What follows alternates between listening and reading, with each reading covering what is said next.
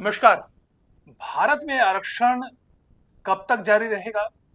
क्या आरक्षण वाकई उस आर्थिक सामाजिक तौर पर पिछड़े अंतिम व्यक्ति को मिल भी रहा है जिसके लिए आरक्षण की व्यवस्था की गई है, या फिर ऐसे एससी और एसटी समाज के ऐसे व्यक्ति जो कई पीढ़ियों से आरक्षण लेकर आप आज आर्थिक तौर पर सक्षम हो चुके हैं, उनको आरक्षण दिया जाए या नहीं दिया जाए, या फिर एससी और एसटी में आरक्षण की व्यवस्था में कुछ बदलाव किए जाए? इसकी आवश्यकता पर लगातार बहस भारत में अलग अलग मंचों पर होती रही है। ऐसे ही कुछ सवालों के जवाब देने की कोशिश सुप्रीम कोर्ट की 7 जजों की संवैधानिक खंडपीठ ने की है।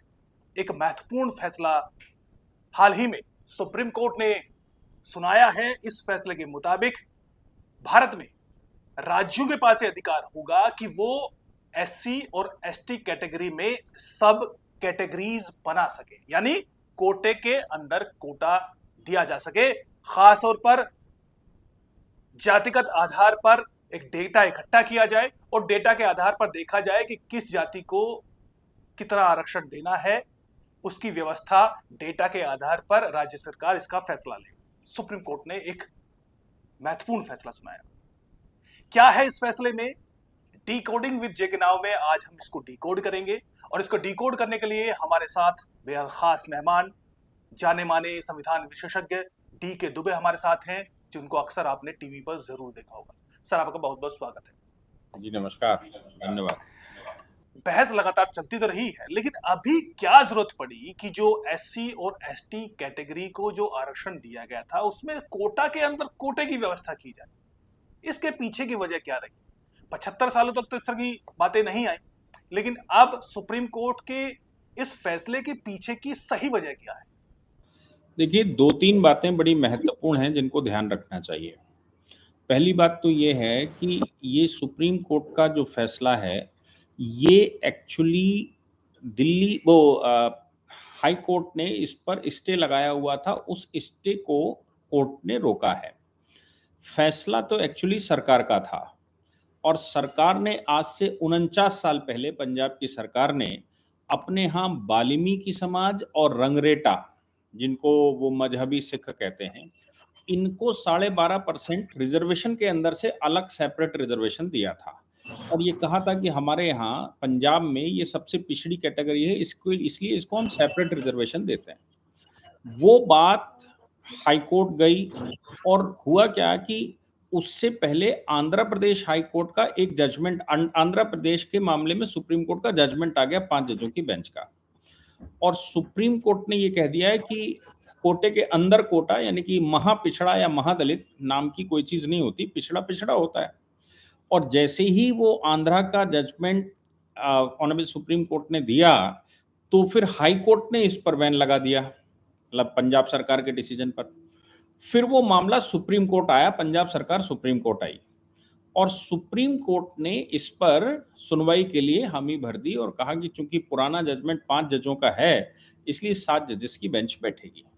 7 जजेस ये हमारे जो चीफ जस्टिस इस समय हैं, इनकी एक खास बात है, इन्होंने बहुत पुराने पुराने कॉन्स्टिट्यूशनल बेंचों के पेंडिंग पड़े जो केसेस थे उन सबको लगभग एड्रेस करने की कोशिश की है कि भाई हम जो पेंडिंग पड़ा है 30 साल से, 25 साल से, 40 साल से, उसको सबको हटाकर हम इनको क्लियर कर देते हैं। तो उसी श्रेणी में ये भी लंबे समय से 2010 से पेंडिंग है, तो 2011 को रेफर किया गया था 7 जजों की बेंच को और 13 साल हो चुके थे, तो उस पर उन्होंने परमानेंट बेंच बिठाई और परमानेंट बेंच बिठाकर उसको डिसीजन देना चाहा।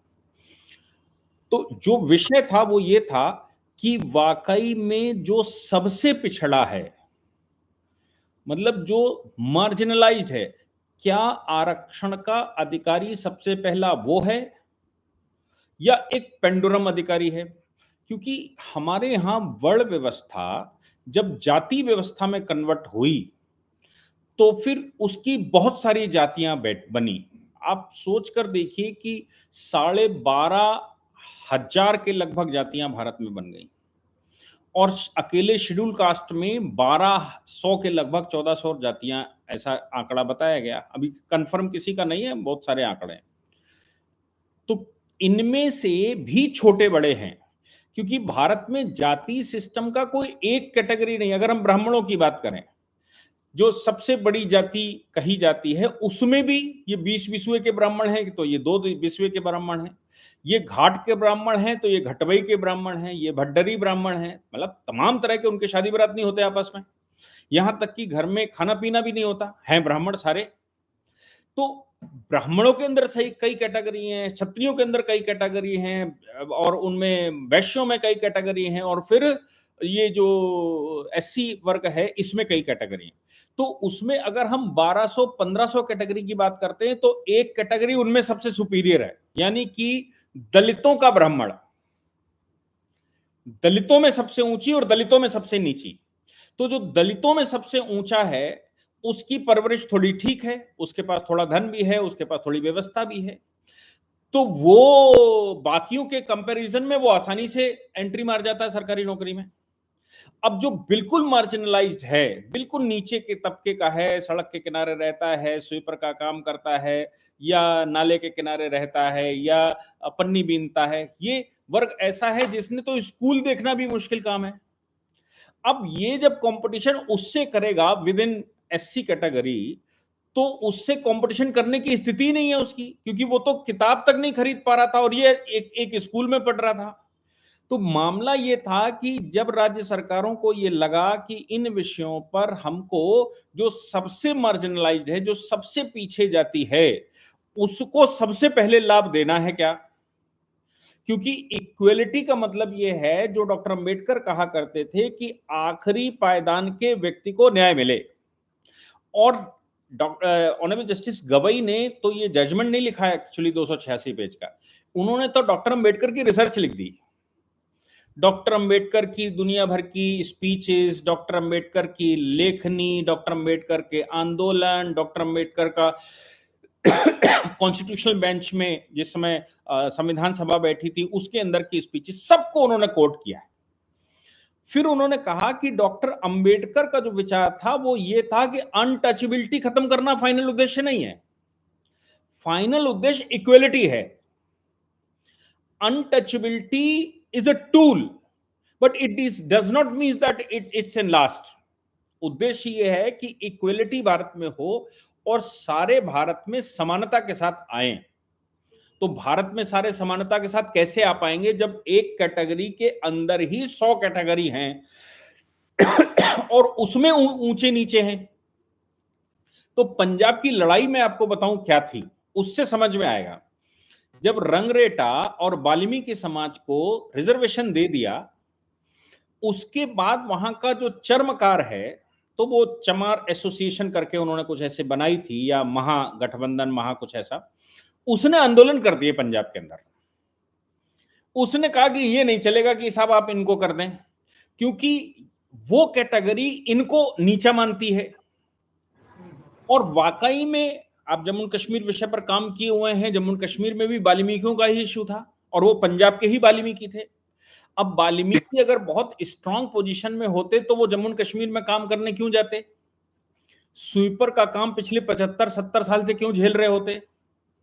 तो स्वीपर के काम में रिजर्वेशन का लाभ मिले ये फाइनल ऑब्जेक्ट नहीं है, ये बात ऑनरेबल जस्टिस गवई ने कही, ऑनरेबल चीफ जस्टिस ने भी कहा। चीफ जस्टिस के जजमेंट में उन्होंने कहा कि भाई फाइनल उद्देश्य ये नहीं कि किसी को रिजर्वेशन है तो उसको स्वीपर में लाभ मिल जाए। अरे भाई कैटेगरी से बाहर निकलना है, जो उसके पुश्तैनी काम है उनसे बाहर निकलकर उसको इक्वलिटी में लाना है। अब वो जब एक पार्टिकुलर कम्युनिटी में ही इक्वलिटी नहीं पाएगा तो वो बाकी में इक्वलिटी कैसे पाएगा। तो इसका मतलब ये हो गया कि जो सबसे मार्जिनलाइज है उसको सबसे पहले आपको लाभ देना चाहिए और उसको अपग्रेड करना चाहिए। इसलिए वाल्मीकि समाज, और जब मैं कहता हूं कि रंगरेटा या जो मजहबी सिख है उसको अगर लाभ दिया गया है तो सुप्रीम कोर्ट कह रहा है कि ये ठीक है, क्योंकि ऑब्जेक्ट ये नहीं है कि केवल अनटचेबिलिटी खत्म करी जाए, ऑब्जेक्ट ये है कि इक्वलिटी पर लाया जाए। और इक्वलिटी पे लाने के लिए ऑनरेबल जस्टिस पंकज मित्तल ने कहा कि इक्वलिटी पे लाने के लिए अभी तो एक ही टूल हमको दिखता है और वो टूल है रिजर्वेशन का। लेकिन साथ में उन्होंने कहा कि अगर जातियों को यहां परमानेंटली रिजर्व कैटेगरी में रखा जाता है, उनके नाम लिखे जाते हैं, तो फिर हम जातिवाद कभी खत्म ही नहीं कर पाएंगे। और यही डॉक्टर अम्बेडकर ने कहा था। आर्टिकल 16 का हवाला दिया है ऑनरेबल जस्टिस गवाई ने। डॉक्टर अम्बेडकर ने भी कहा था अगर हमने जाति का नाम लिख दिया और जाति पर्टिकुलर जाति को हमने रिजर्वेशन दे दिया तो फिर हम ये कभी जातिवाद खत्म नहीं कर पाएंगे, जबकि हमारा उद्देश्य जातिवाद खत्म करना है, इक्वेलिटी में लाना है। अब इक्वेलिटी में लाने का टूल जस्टिस मित्तल कह रहे हैं कि इस समय हमारे पास यही है, इसलिए रिजर्वेशन चूंकि टूल है, इसलिए रिजर्वेशन ऐसे लोगों को जो सबसे पहले अधिकारी होने चाहिए उनको चिन्हित राज्य सरकार करेगी। तो राज्य सरकार चिन्हित कैसे करेगी? भाई राज्य सरकार के पास पावर होगी तब चिन्हित करेगी। अब राज्य सरकार की पावर तो है नहीं कॉन्स्टिट्यूशन में अमेंडमेंट करने की, कॉन्स्टिट्यूशन तो पार्लियामेंट के हाथ में है। और राज्य सरकार ने अगर उसको महादलित कह दिया है या उसको अति पिछड़ा कह दिया है तो ऐसी परिस्थिति में वो मामला संवैधानिक फंस गया और फिर हाईकोर्ट ने स्टे कर दिया। तो सुप्रीम कोर्ट ने कहा कि नहीं, राज्य सरकारों को हम इसमें पावर देते हैं और राज्य सरकार ने अपने यहां रैशनल इंटरप्रिटेशन करते हुए उसकी रीजनेबल क्लासिफिकेशन कर सकता है और उसके पास डेटा लेकिन होना चाहिए, एवे नहीं होगा। 100% आप किसी जाति को रिजर्वेशन नहीं दे सकते क्योंकि हम किसी जाति को रिजर्वेशन नहीं दे रहे हैं, हम रिजर्वेशन पिछड़ों को दे रहे हैं जो पिछड़ गए। मजे की बात आपको बताएं कि ऑनरेबल जस्टिस मित्तल ने जो लिखा उसमें उन्होंने पुराणों का हवाला दिया, उसमें उन्होंने गीता जी का हवाला दिया, गीता जी के कई वर्स कोट किए हैं, उसमें उन्होंने रामचरितमानस का हवाला दिया है और उन्होंने उसमें कहा कि भाई जातिपात तो कभी था नहीं और जातिपात भारत में व्यवस्था ही नहीं थी, तो वर्ण व्यवस्था थी। अब जातिपात की व्यवस्था ही या तो मुसलमानों की वजह से आई या फिर अंग्रेजों ने आकर, ईसाइयों ने इसको सिस्टमैटिक किया, जब उन्होंने हमारा स्ट्रक्चर भंग किया और नया स्ट्रक्चर अनर्थ का शुरू किया। मैं अर्थ और अनर्थ का स्ट्रक्चर कहता हूं। अर्थ का स्ट्रक्चर हमारा था जिसमें गांव से इकोनॉमी शुरू होती है और ये अनर्थ का स्ट्रक्चर अंग्रेजों के समय से अभी तक चल रहा है जिसमें सेंट्रल से इकोनॉमी शुरू होती है और नीचे को दान जाता है। पहले नीचे गांव से बचता था, वो सेंट्रल तक जाता था, तो गांव सफिशिएंट थे, अपने आप में आत्मनिर्भर थे। तो ये जो उनका कहना था कि ये जो व्यवस्था हमने यहां पर कर दी, ये व्यवस्था तो थी ही नहीं, अब ये आ गई। लेकिन तो फिर कैसे इसको डिफाइन किया गया है? तीनों प्रकार के रिजर्वेशन को आर्टिकल 341, 342 इसमें डिफाइंड किया है कॉन्स्टिट्यूशन में। जो लोग सामाजिक रूप से पिछड़ गए हैं, मतलब समाज में उनके जो कार्य विभाजन हुआ, जो वो काम कर रहे थे उस काम की वजह से पिछड़ गए हैं, वो लोग एससी हैं। अब उसमें वो चमड़े का काम करने वाले लोग हैं, उसमें वो सफाई का काम करने वाले लोग हैं, उसमें बुनाई का काम करने वाले लोग हैं, उसमें सुअर का काम करने वाले लोग हैं, उसमें बाकी और तमाम तरह की कैटेगरीज हैं जो उसमें हैं, जो सामाजिक रूप से पिछड़ गए। क्यों पिछड़ गए? क्योंकि साहब सोनकर समाज सुअर का काम करता है या और सब कैटेगरी कोई सुअर का काम करती, तो लोगों ने उनको अछूत समझ लिया, ये सुअरों के बीच में रहते हैं, लेकिन वो तो अपना काम कर रहा था, हमने तो उसको बरहा अवतार माना है और वो बरहा अवतार की पूजा कर रहा है और हम उनको अवतार मान रहे हो, लेकिन समाज ने उसको अपने मेन स्ट्रीम से कहीं ना कहीं पिछड़ गया। वो ऐसी स्वीपर समाज, कभी वो सवर्ण हुआ करता था, मुसलमानों ने सवर्णों को ये आह्वान किया कि आप या तो मुसलमान हो जाइए या फिर हमारा मलमूत्र उठाइए। उसने मलमूत्र स्वीकार किया उठाना, समाज ने उसको बाहर निकाल दिया, समाज से वो पिछड़ गया और कहा कि इसका धर्म भंग हो गया है। अब वो एक नई कैटेगरी बन गई, लेकिन वो पिछड़ तो गया है। तो जो समाज में किसी कारणवश, चाहे वो सरकार की वजह से हो, मुगलों की वजह से हो, तुर्कों की वजह से हो, अंग्रेजों की वजह से हो, कुल मिलाकर समाज में वो किसी न किसी प्रकार से पिछड़ गया है, वो शेड्यूल्ड कास्ट है। जी, बड़ी गहरी बात आपने कही।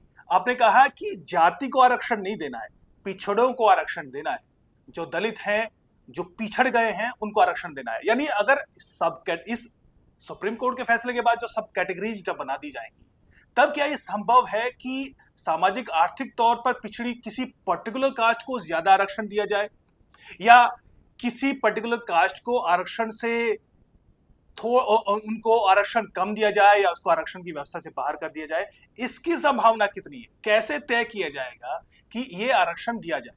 नहीं, बात बिल्कुल ठीक है। अब बात है कि सामाजिक और आर्थिक और शैक्षणिक रूप से पिछड़ा, 3 शब्द इस्तेमाल होते हैं। सामाजिक, आर्थिक, शैक्षणिक। तो जो सामाजिक रूप से पिछड़ा है, उसके अंदर वो आर्थिक रूप से भी पिछड़ा है और शैक्षणिक रूप से भी पिछड़ा है। तो एक पिछड़ा तो सामाजिक रूप से है कि वो काम करता है, जैसे चमड़े का काम करने वाले लोग हैं। आज वो मुसलमानों ने एक्वायर कर लिया है, वो अलग बात है, लेकिन ये तो बहुत रिच है, लेदर फैक्ट्रियां लगाए हुए हैं। लेकिन उस समय के समाज ने उनको समाज के मेन स्ट्रीम से बाहर निकाल दिया, क्योंकि वो मरे हुए जानवर ले जाते थे, क्योंकि मरे हुए जानवरों का चमड़ा उतारते थे, चमड़े का काम करते थे। तो आज तो लेदर इंडस्ट्री बहुत बड़ी है और उस कम्युनिटी के लोग भी बहुत बड़े बड़े पौधों पर बैठे हुए हैं। तो वो सामाजिक पिछड़ा है, वो आर्थिक पिछड़ा नहीं है, वो शैक्षणिक पिछड़ा नहीं है, सब कुछ है उसके पास, लेकिन चूंकि वो चमड़े का काम करता है इसलिए पिछड़ा है। तो अब जो शैक्षणिक रूप से पिछड़ा भी है, जो आर्थिक रूप से पिछड़ा भी है, क्या पहला अधिकार उसका बनना चाहिए? तो यहां पर वो यही कह रहे हैं, वो कह रहे हैं कि जो कैटेगरी है इसका क्लासिफिकेशन करिए, रैशनल क्लासिफिकेशन करिए, रीजनेबल क्लासिफिकेशन करिए और ये बताइए कि ये क्यों सबसे ज्यादा पिछड़ा है, इसलिए इसको पहला अधिकार होना चाहिए। तो भाई, फॉरवर्ड होने का अधिकार है सबका, हमने सबको व्यवस्था दी, लेकिन जो एकदम पिछड़ गया है तीनों तरह से, सामाजिक, आर्थिक और शैक्षणिक, क्या उसको उत्थान की पहली आवश्यकता है, या वो जो केवल सामाजिक रूप से पिछड़ा लेकिन आर्थिक रूप से पिछड़ा नहीं है, शैक्षणिक रूप से हो सकता है पिछड़ा हो, या फिर वो शैक्षणिक रूप से पिछड़ा नहीं है, आर्थिक रूप से वो पिछड़ा है और वो सामाजिक रूप से पिछड़ा है, तो फिर भाई 3 कैटेगरी हो जाएंगी। एक तीनों विषयों पर पिछड़ा है, एक 2 विषयों पर पिछड़ा है और एक एक विषय से पिछड़ा है, लेकिन एक शब्द तो सबके लिए बराबर है, वो है पिछड़ा। तो सवाल यहां पर यह आता है कि जो सभी विषयों से पिछड़ा है उसको क्या विशेष स्नेह की आवश्यकता है? जो वंचित रह गया है तीनों विषयों में, क्या उसको विशेष स्नेह की आवश्यकता नहीं है? तो कोर्ट कह रहा था चिन्नप्पा के केस में, उसने ये कह दिया कि नहीं, ये नहीं है, ऐसा नहीं कर सकते आप। लेकिन सुप्रीम कोर्ट के 7 जजों की बेंच ने कहा नहीं भाई, हमारा उद्देश्य क्या है ये बताओ। हमारा उद्देश्य कोई एक कैटेगरी बनाना नहीं है, हमारा उद्देश्य कोई राजनीति करना नहीं है, हमारा उद्देश्य है कि पिछड़ा वर्ग इक्वेलिटी में आए। तो पहले तो एक कैटेगरी के अंदर जो पिछड़ा है वो वहां इक्वेलिटी पर आए। जी, लेकिन इसका विरोध करने वाले लोग कह रहे हैं कि ये जो सब कैटेगरीज बनाई गई है, अगर जब संविधान बन रहा था तो हमारे संविधान निर्माता डॉक्टर बी आर अम्बेडकर समेत तमाम जो संविधान निर्माण में हमारे महापुरुष जुड़े थे, वो इसका फैसला तभी कर लेते कि भाई सब कैटेगरीज बनाई जाए, तभी इसकी व्यवस्था कर दी जाती। आज 75 साल बाद राजनीति में जब एससी और एसटी का एक राजनीतिक रसूख भी है, वोट बैंक के तौर पर भी और राजनीतिक तौर पर भी, तब ऐसे में आरोप ये लग रहा है कि एससी और एसटी कैटेगरी को बांटने के लिए सब कैटेगरीज बना दी गई हैं, उसी क्रम में ये फैसला आया। तो उसका जवाब ये भी है कि जो एम्प्लॉयमेंट में रिजर्वेशन है वो संविधान निर्माताओं ने रखा ही नहीं था। जिसके पीछे ये सारा बवाल है एम्प्लॉयमेंट में, एम्प्लॉयमेंट का तो रिजर्वेशन ओरिजिनल कॉन्स्टिट्यूशन में है ही नहीं। एम्प्लॉयमेंट का रिजर्वेशन तो चंपाकम दुराई राजन के जजमेंट के बाद आया, ये पहला संविधान संशोधन हुआ 51-52 में।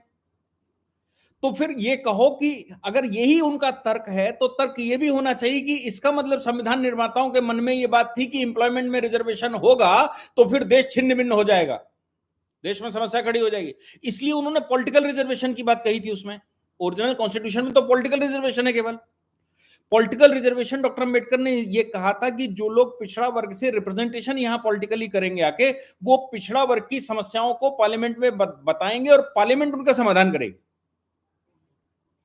तो जब एम्प्लॉयमेंट में रिजर्वेशन था ही नहीं और एम्प्लॉयमेंट में रिजर्वेशन की कुछ लोगों ने वकालत की थी, डॉक्टर अंबेडकर ने विरोध कर दिया था। तो आप इस बात को, अगर वो उनका तर्क ये है तो उसका तो फिर ये वाला भी स्वीकार करना चाहिए कि भाई ओरिजिनल कॉन्स्टिट्यूशन में तो एम्प्लॉयमेंट में रिजर्वेशन ही नहीं था, उसको खत्म कर देना चाहिए। लेकिन आवश्यकता महसूस हुई होगी तो रिजर्वेशन रखा गया। अब बात यहां पर आती है कि संविधान निर्माताओं के मन में क्या था। तो फिर डॉक्टर अंबेडकर को यहां doctor honourable justice B R Gavai ने पूरा कोट किया है ना, एक एक चीज उनके विषय में लिखी है। और वो रिसर्च, जैसे मैंने कहा कि 286 पेज की रिसर्च डॉक्टर अंबेडकर पर रिसर्च है, उसमें कुछ है ही नहीं। उसमें उन्होंने डॉक्टर अंबेडकर को ही कोट किया बार बार। तो फिर ये पॉलिटिकल टूल बना लिया है लोगों ने केवल। रिजर्वेशन या किसी को इक्वलिटी में लाना, सामाजिक इक्वलिटी में लाना, शैक्षणिक इक्वलिटी में लाना, आर्थिक इक्वलिटी में लाना, ये तो राष्ट्र का धर्म बनता है। अब क्या हो गया कि रिजर्वेशन के आधार पर पॉलिटिक्स हो गई, यानी कि रिजर्वेशन पॉलिटिक्स का टूल हो गया। जबकि रिजर्वेशन का टूल पॉलिटिक्स होनी चाहिए थी, पॉलिटिक्स का टूल रिजर्वेशन हो गया। यानी कि पॉलिटिक्स रिजर्वेशन के आधार पर आप देखिए 1989 तक कोई भी बैकवर्ड क्लास नहीं था, या तो एससी था या एससी था, एसटी था। 89 में साहब एक नया क्लास पैदा हो गया, उनका जन्म ही 1989 में हुआ, और वो था ओबीसी। अब ओबीसी का जब जन्म हुआ उसके बाद ओबीसी पार्टियां बन गई, ओबीसी बेस्ड। तो राजनीति कैसी चली? राजनीति चली रिजर्वेशन के बाद। रिजर्वेशन से पहले राजनीति नहीं थी। रिजर्वेशन से पहले कोई लीडर था तो वो कोई ओबीसी लीडर नहीं था, वो लीडर था। लेकिन जब रिजर्वेशन आया ओबीसी का तो फिर वो ओबीसी लीडर हो गया। अब ये क्या नया नया बवाल है, ओबीसी लीडर हो गया? तो इसका मतलब ये हो गया कि लोगों को मोबिलाइज करने के लिए एक टूल की आवश्यकता पड़ती है, और पॉलिटिशियन उस टूल को जगह जगह पर ढूंढते हैं, कहां उनको मिल जाए। उनको रिजर्वेशन में एक टूल मिल गया तो वो रिजर्वेशन टूल के आधार पर अब जिसको लाभ मिलना है, नहीं मिलना है, असली अधिकारी है नहीं है, वो भाड़ में जाए। और ये जो विरोध करने वाले कह रहे हैं उसका मुख्य उद्देश्य क्या है कि उनको लगता है कि यार 20% लोग हैं हमारे, 20% के हम लीडर हैं, और ये 20% में अति पिछड़ा ले आओगे तो उनकी नई लीडरशिप तैयार हो जाएगी, तो हम 20% के लीडर ही नहीं बचेंगे। ये समस्या है उनकी। तो वो 20% के लाभ मिले ना मिले, लेकिन बेवकूफ तो बना लेते हैं ना इस विषय पर उन लोगों को। तो बेवकूफ बनाना, जो शैक्षणिक रूप से पिछड़ा है, जो आर्थिक रूप से पिछड़ा है, उसको बेवकूफ बना लेते हैं। जो केवल सामाजिक रूप से पिछड़े हैं वो, और वो लीडरशिप भी करते हैं, वो भी करते हैं। अब यहां पर जो मैं आपको समझा रहा था, एससी कैटेगरी, ये 3 विषय हैं जिनसे पिछड़ा कहा जाता है। ओबीसी केवल इकोनॉमी पिछड़ा है, इकोनॉमिकली पिछड़ा है, मतलब वो पिछड़ा जो इकोनॉमिकली या एजुकेशनली पिछड़ गया किसी कारण से। वो जाति से पिछड़ा नहीं है, वो जातियां जो पिछड़ गई तो ओबीसी नया बन गया। एससी के मामले में कॉन्स्टिट्यूशन ये कहता है जो रिमोट एरिया में रहते हैं और वो सोशली, एजुकेशनली और इकोनॉमिकली वीकर सेक्शन है, वो एसटी है। मतलब जो मेन स्ट्रीम में नहीं रहते, जंगलों में रहते हैं, वो एसटी है। जो मेन स्ट्रीम में रहते हैं उसी कैटेगरी के, वो एससी है। और जो मेन स्ट्रीम में रहते हैं लेकिन किसी एक विषय पर पिछड़ा है और बाकी विषयों में उनका हिसाब ठीक है, तो उन बाकी विषयों में भी पिछड़े को कुछ अलग से फैसिलिटी की आवश्यकता है। यह बात ऑनरेबल सुप्रीम कोर्ट ने तय की है कि हां है। और इसमें एक चीज और है कि जो ऑनरेबल जस्टिस बेला त्रिवेदी के विषय में कहा जा रहा है कि उन्होंने तो डिसेंडिंग दिया, उन्होंने डिसेंडिंग नहीं दिया। बेला त्रिवेदी का जजमेंट डिसेंडिंग नहीं है। ऑनरेबल जस्टिस बेला त्रिवेदी ने यह कहा कि यह अधिकार पार्लियामेंट को होना चाहिए, राज्य सरकार को नहीं। यानी कि इक्वलिटी की बात वो भी कर रही है कि इक्वलिटी तो ठीक है कि होना चाहिए, लेकिन मोड कौन सा हो, कौन करेगा। तो उन्होंने कहा कि ये जो राज्य सरकार को अधिकार देने की बात कर रहे हैं, वो फिर कई राज्यों में अलग अलग व्यवस्थाएं डेवलप हो जाएंगी। उनका अपना रीजन है, वो कहती हैं कई कई राज्यों, अलग अलग राज्यों में अपनी अपनी एक डेफिनेशन बन जाएगी, अपना एक तरीका बन जाएगा। जिन राज्यों में जो तरीका बन जाएगा वो फिर मेन स्ट्रीम में लाने में हमको समस्या होगी। तो जब इसका कोई फॉर्मूला बनाए तो पैन इंडिया फॉर्मूला बनना चाहिए, जो कि पार्लियामेंट बनाए। राज्यों को इसका अधिकार नहीं देना चाहिए। ये उनका विषय ये नहीं है कि उत्थान नहीं होना, उनका विषय ये भी नहीं कि सब कैटेगरी नहीं होना, उनका विषय ये भी नहीं है कि जो आर्थिक पिछड़ा और शैक्षणिक पिछड़ा और सामाजिक पिछड़ा है उसको उत्थान नहीं करना। उनका इश्यू ये है कि इसका अधिकार पार्लियामेंट के पास होना चाहिए, राज्य सरकार के पास नहीं। इसलिए इसको उनके जजमेंट को मिस इंटरप्रिटेशन नहीं करना चाहिए। बाकी 6 जजेस केवल इतना सा कह रहे हैं कि राज्य सरकार, चूंकि वो ऑन स्पॉट बैठी, जस्टिस गवई कह रहे हैं कि विलेज लेवल पर सही से जानकारी है, इसलिए उस लेवल पर होना चाहिए। यकीनन इस फैसले के विरोधी भी यही कह रहे हैं कि भाई हमारे संविधान में एससी और एसटी की व्याख्या की गई है और इस व्याख्या के तहत अगर कोई अल्फाबेट भी चेंज करना है, उसको चेंज करने का अधिकार सिर्फ और सिर्फ संसद को है, सुप्रीम कोर्ट को नहीं है। अब सुप्रीम कोर्ट इंटरप्रिटेशन के नाम पर इतना बड़ा बदलाव कर रही है जिसका अधिकार सुप्रीम कोर्ट का नहीं है, उसका अधिकार सिर्फ इंटरप्रिटेशन का है। तो सिर्फ क्या इंटरप्रिटेशन के आधार पर इतना बड़ा बदलाव करना आपको लग रहा है कि संवैधानिक तौर पर सही है? क्या संसद को यह अधिकार नहीं होना चाहिए था, यानी संसद के जरिए ये बदलाव नहीं होना चाहिए था? ये विरोधी लगातार आरोप लगा रहे हैं। सुप्रीम कोर्ट ने इस जजमेंट में कुछ कहा ही नहीं है। सुप्रीम कोर्ट के सामने जो बाधा थी उस बाधा को सॉल्व किया है, और बाधा ये थी क्या राज्य सरकार के पास अधिकार है, तो उन्होंने कहा है, राज्य सरकार कर सकती है। उन्होंने कोई रिजर्वेशन ना बढ़ाया ना घटाया, ना किसी को दिया ना किसी से लिया। उन्होंने कहा जैसा कॉन्स्टिट्यूशन में प्रावधान है वैसा ठीक है, कॉन्स्टिट्यूशन के इस प्रावधान को एग्जीक्यूट करने की पावर किसको है। तो विषय यह था कि पंजाब सरकार को क्या पावर है, तो उन्होंने कहा राज्य सरकार को है। अब राज्य सरकार कितना करती है, किसको करती है, कब करती है, केंद्र कब करता है, ये वो जाने। उन्होंने इस विषय पर कोई नया इंटरप्रिटेशन और कोई लॉ नहीं बनाया, बनाए होंगे लेकिन इस विषय पर नहीं बनाया।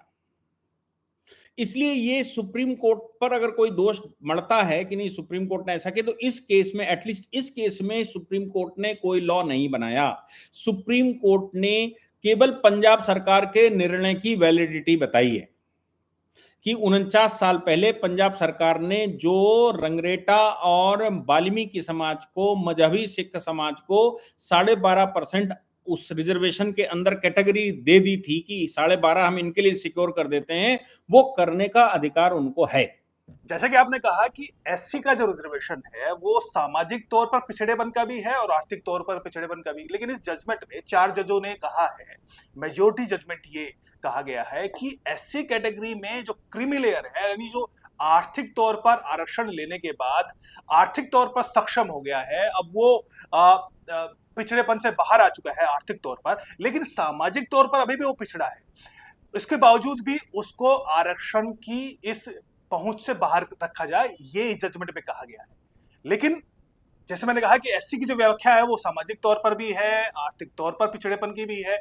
तो भले ही वो आर्थिक तौर पर सक्षम हो गया हो, सामाजिक तौर पर उसकी पहचान अभी भी पिछड़ेपन की है। तो ऐसी स्थिति में क्रीमी लेयर के जरिए एससी में क्रीमी लेयर को बाहर करना कितना सही होगा कानूनी तौर पर भी, और कितना जायज इसको माना जाए? आप इसको ऐसे नहीं समझते। हमें बताइए कि क्या दलित समाज दलित रहना चाहता है जीवन भर? वो अछूत ही रहना चाहता है जीवन भर? वो जनरल कैटेगरी में, मेन स्ट्रीम में कभी नहीं आना चाहता क्या? भाई मेन स्ट्रीम में लाने का तरीका बताओ ना क्या है। तो वो ये कह रहे हैं जो आईएएस का बच्चा है, जो सेंट स्टीफन, उन्होंने स्कूलों के नाम लिखे हैं 4-5, और कहा जो इन स्कूलों में पढ़ता है जहां पर इनइक्वालिटी का नाम ही नहीं है, जहां पर जातिवाद प्रश्न ही नहीं है, जहां जातिवाद दिमाग में ही नहीं आया। आखिर जब जातिवाद दिमाग में नहीं आया तो वो सोशली बैकवर्ड हो कैसे गया? अच्छा, मैं आपसे पूछता हूं, आपके यहां एक कमिश्नर आया पुलिस का और दलित है, आप बताइए कितने सवर्ण उसके यहां चाय पीने जाएंगे? 100% अगर वो बुलाता है, 100% लोग जाते हैं चाय पीने। कमिश्नर साहब ने बुलाया है, कोई बड़ा इंस्पेक्टर आ जाता है मोहल्ले में, तो इंस्पेक्टर घर में आता है तो कितना भी बड़ा ब्राह्मण क्यों ना उसको चाय पिलाता है, तो वो कहां दलित रह गया? सर, कमिश्नर हो गया जिसको सब समाज ने स्वीकार कर लिया, समाज उसको ऊपर उठाकर ले आया, वो कहां दलित है? इकोनॉमिकली तो स्ट्रांग है क्योंकि नौकरी कर रहा है, एजुकेशनली स्ट्रांग है क्योंकि इस पद तक पहुंचा है, और सोशली इक्वेलिटी इसलिए आ गई क्योंकि अब पूरा समाज उसको स्वीकार कर रहा है। तो सर, अब इसको कभी जनरल बनाएंगे कि नहीं बनाएंगे? अब केवल इतना सा टूल बाकी रह गया है कि लोगों को जनरल कैसे घोषित किया जाए। देखिए, जनरल भी कोई जाति नहीं है, जो बचे वो जनरल है। जो सोशली, इकोनॉमिकली और एजुकेशनली बैकवर्ड नहीं है, जो बचे वो जनरल है ना। अगर ये तीनों कैटेगरी किसी व्यक्ति में नहीं मिलती हैं, तो क्यों नहीं उसको जनरल कहा जाए? या वो क्यों अपना सरनेम बदले? अगर उसको लगता है सरनेम बदलना, सरनेम बदले, किसने मना किया? वो रिजर्वेशन क्लेम करना मना कर दे, किसने मना किया है? भाई, जो वंचित है उसको सही मायने में लाभ मिला कि नहीं मिला, ये सवाल है। तो जब दीनदयाल उपाध्याय जी कहते थे कि अंतिम छोर तक लाभ मिले, डॉक्टर अंबेडकर कहते थे जो सबसे बड़ा, सबसे ज्यादा वंचित है उसको क्यों नहीं लाभ देते आप? तो जो सबसे ज्यादा वंचित है उसको कौन लेकर आएगा? क्या ये जो जो जो सोशली बैकवर्ड लोग हैं, इनमें जो इकोनॉमिकली, एजुकेशनली स्ट्रांग हैं, लाभ तो यही लेते रहेंगे हमेशा। फिर फिर वो मार्जिनलाइज जो है वो तो कभी आ ही नहीं पाएगा ऊपर। ये पॉलिटिक्स भी उसकी करेंगे, ये जॉब भी उसका करेंगे, ये नौकरियां भी उसकी लेंगे, ये एडमिशन भी उसी के बिहाफ पर लेंगे, और उसको नहीं लेने देंगे। तो जितना विरोध होगा वो सिर्फ वो वर्ग करेगा जो लाभ लेकर बैठा है, अब अपने बच्चों को सिक्योर करना चाहता है। वो कहेगा कि मुझे लाभ, ये लाभ बंद नहीं होना चाहिए। अब आप सोचिए इस जजमेंट से क्या हुआ। ऑनरेबल जस्टिस गवई ने जो लिखा, वो खुद दलित समाज से आते हैं, उन्होंने अपने बच्चों का रास्ता बंद कर दिया, अपने बच्चों का। क्योंकि इस जजमेंट में जो उन्होंने रेफर किया, हालांकि वो क्रीमी लेयर का फॉर्मूला केवल फॉर्मूला है, वो कोई लॉ नहीं बना।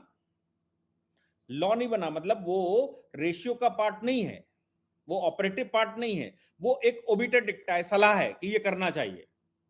लेकिन अगर उन्होंने सलाह दी है तो उन्होंने अपने परिवार को भी पीछे ढकेला है, अगर इनका इंटरप्रिटेशन माना जाए तो।